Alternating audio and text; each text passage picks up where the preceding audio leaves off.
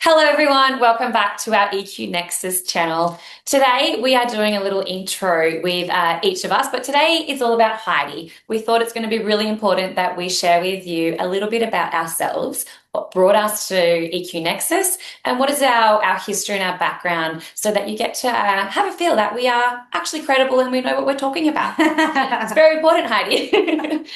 So we know that this is the beautiful Heidi. And Heidi is an educator. Heidi has been in leadership in schools for many, many years and has a beautiful history and story to share with us. So we really want to get this chance to know a lot more about you, Heidi. Is that okay? Thanks, Cass. Sure. I am going to kick off with just a really broad question, and so hopefully it's okay for you to answer this. But when did you first become really curious about emotional intelligence? What was it that kind of sparked this need to go, I need to learn more about this topic or this thing called emotional intelligence? What was that? I don't think I actually knew that it was emotional intelligence that I was At the interested time? in. My parents separated when I was 10 years old. My brother was 4 years old. And I remember sitting back and watching this separation unfold, the way that the adults responded to this and in their environment and the way they responded to the emotions and the behaviors that followed from those emotions. And I think I used to think to myself that I was like a little scientist because I would sit back and watch what people did socially. And I was really intrigued by why people react the way that they do to emotion.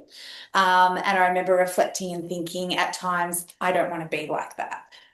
Oh, that's big. Yeah. And I would think, what skills or what do I need to do to make sure that I don't react like that if I'm ever in a situation like that? So I think it goes right back to when I was younger. Yeah. And then I guess the link to talking about my brother is that fast forward 10 years, 20 years from there, and we started to live very, very different lives. Yeah. And I then began to wonder why it was that some people from the same family and the same upbringing and the same parents might take very different pathways in life. And what was it? Was it nature? Was it nurture? Yes. Is there things that can be taught to people to prevent people going down a pathway that maybe isn't healthy and safe? Yeah. So I was really interested in that. Yep. And then I suppose to formalize that and talk about emotional intelligence and my interest in what we now know to be emotional intelligence probably was sparked when I got a job at a school that was dedicating 4 hours a week to the explicit teaching of emotional intelligence. At the time, I actually got 3 jobs. I was very lucky out of uni, and I had an ongoing position at one school that I declined to go and work at the school that valued emotional intelligence. So can I ask quickly there, Hyde? So when you were at uni, you studied teaching? Yes. Is that right? Yep. So undergrad or degree? I did psychology first. There we go. Everyone should do a year of psychology. Just a year. Just a year. And so you graduated as a teacher. Whilst you were doing your degree, did they teach you anything about emotional intelligence at uni? No. I wouldn't say that they specifically did. It certainly wasn't a term that we knew about. My interest in behaviour throughout uni, I did take my own pathway to investigating and researching. I actually student behaviour. Yes, so I did a thesis on I did a critical discourse analysis of the way that teachers spoke about children with behaviour problems in their referrals. So I analysed all of the referrals and the language that teachers were using. And then from there, before I got the job at the school that taught EQ, I worked for a behaviour team that went in to support kids with challenging behaviours. So I've always had a passion for children with challenging behaviours. Tricky kids. Yes, and I've always had a passion for gifts of adversity. Yes. So I wrote essays about that all through uni. Why is it that some people can find the gifts in adversity? And I now know that so much of that comes down to emotional intelligence skills Yes. and development.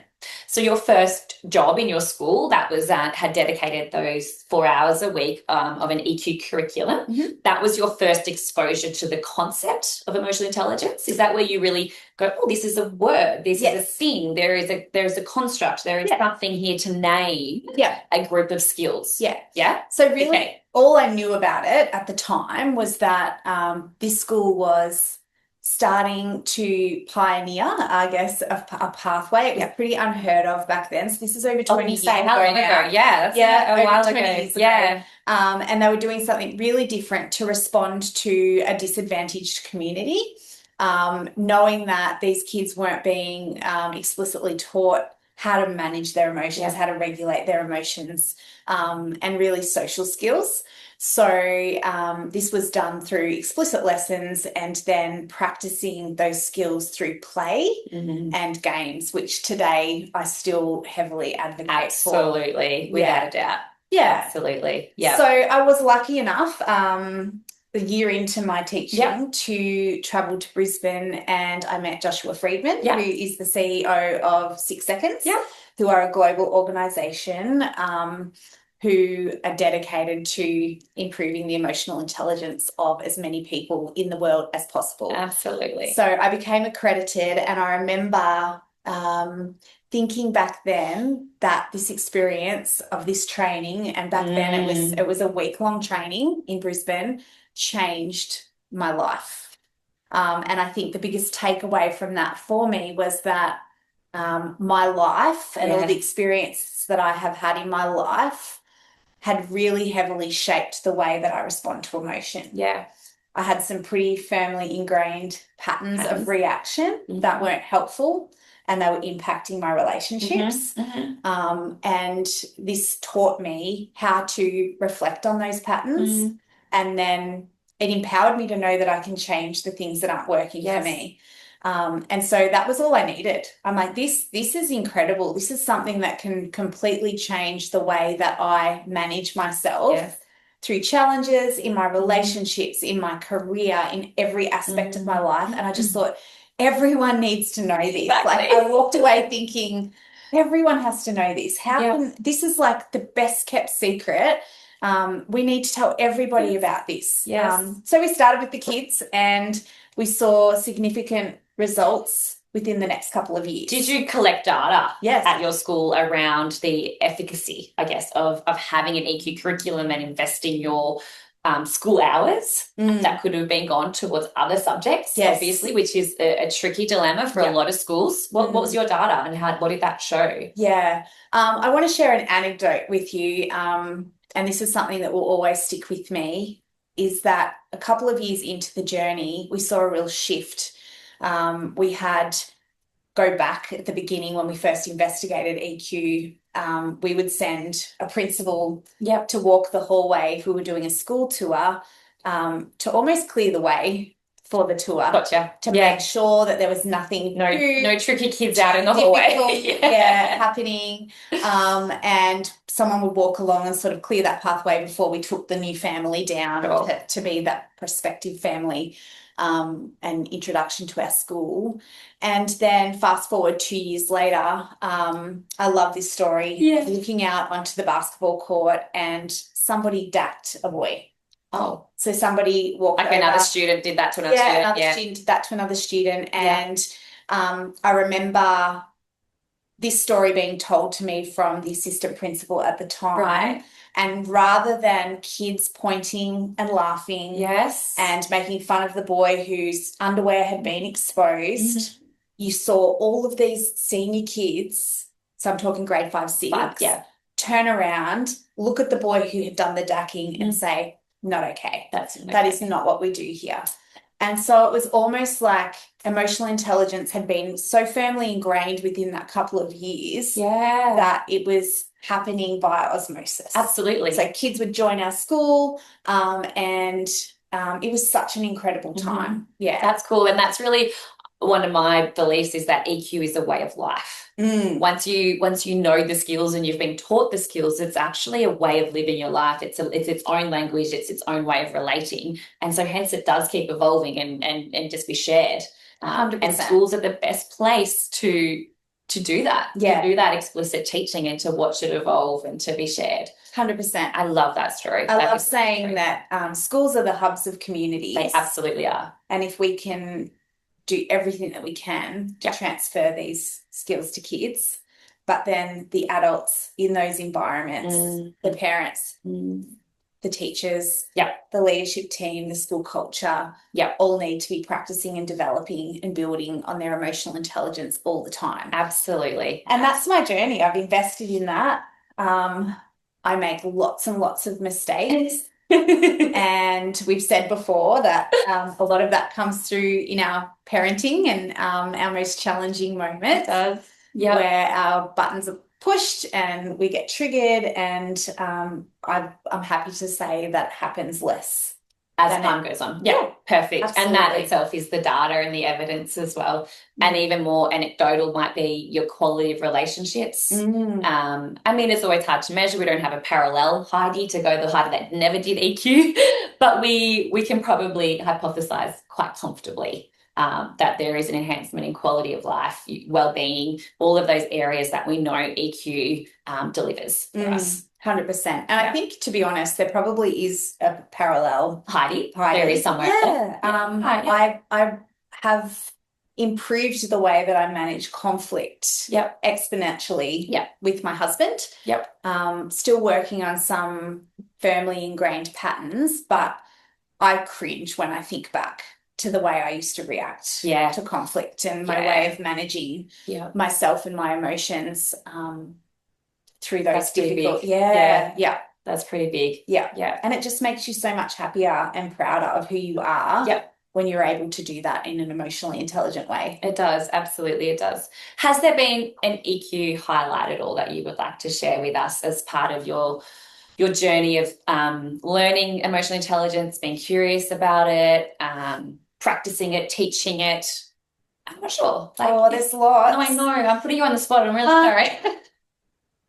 I think when I get a message or a letter or a visit from a student, some of my students now have children. Yes. So I've been teaching for a very long time and teaching emotional intelligence for a very long time.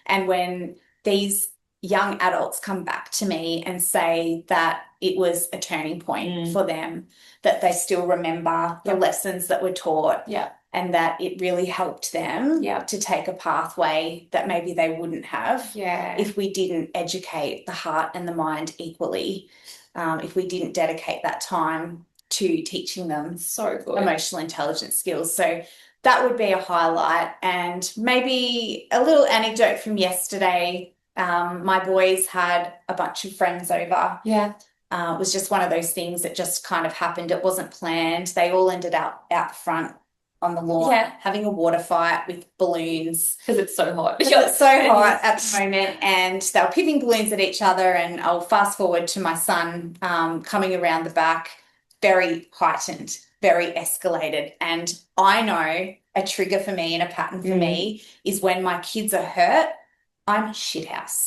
I love it. Are we allowed to swear on you? We're allowed to swear, totally. So we're human. Hopeless. Everything goes out the window, and my reactions and my response are just not the way that they should be in the moment. So I'm aware of this, and he was hurt, and he had welts on his back, and all these boys had ganged up on him, and they were picking these water balloons at him at close range, and he came around and he was incredibly disrespectful to me because he was hijacked.